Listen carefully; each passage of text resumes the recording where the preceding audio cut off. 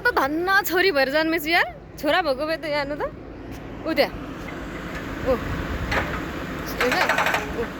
खटटटटट म बाहिर बसेर सुन्दा त मेरो यो कान फुटिजानु खोज्छ। झन् त्यही आफै स्काभेटरभित्र छिरेर खाटटटटट दिउँसोभरि गर्नु पर्यो भने त म त पागल हुन्छु।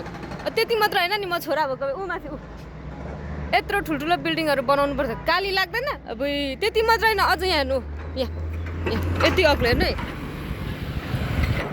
देख्नुभयो? यति अग्लो माथि माथि चढेर कलर पनि गर्नु पर्थ्यो। खुट्टा कामेर मेरो त हुन्थ्यो होला। भाइ धन्न छोरी मान्छे भएछु यार।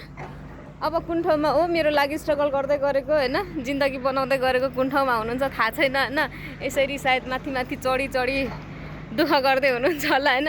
म भने चाहिँ यहाँ रिल्याक्समा छु क्या होइन, चिलमा सुत्यो उठ्यो आयो भिडियो बनायो, यस्तै छ जिन्दगी। छोरी मान्छेलाई चाहिँ जे होस्, छोरी मान्छेलाई चाहिँ भगवान्ले दिएकै हो कि। एउटा गाह्रो काम भनेको के हो भन्दाखेरि छोरी मान्छेले उही धरती फाट्नु हो होइन, त्यति नै हो छोरी मान्छेलाई गाह्रो काम भनेको। नत्र बाँकी त सबै सजिलो छ नि कहाँ बुई। छोरा मान्छे मलाई लास्टै माया लाग्छ क्या सम्झिँदा पनि।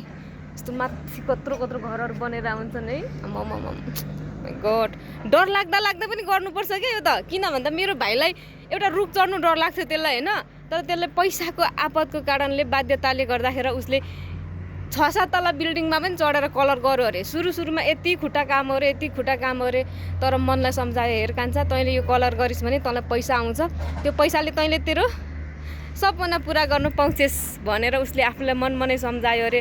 अनि कलर गर्यो अरे, बिस्तारी बिस्तारी बानी भयो अरे। नत्र त्यो भनेको यति रुख चढेर घाँस नकाट्ने भरु त्योभन्दा म चढ्थेँ, तर पछाडि 6-7 तला बिल्डिङमा कलर गर्यो अरे बाहिर। भनेपछि सम्झिनुहोस् त छोरा मान्छेले बाध्यताले केसम्म गर्छन् भन्ने कुरा होइन। मेरो भाइबाट पनि मैले देखेको।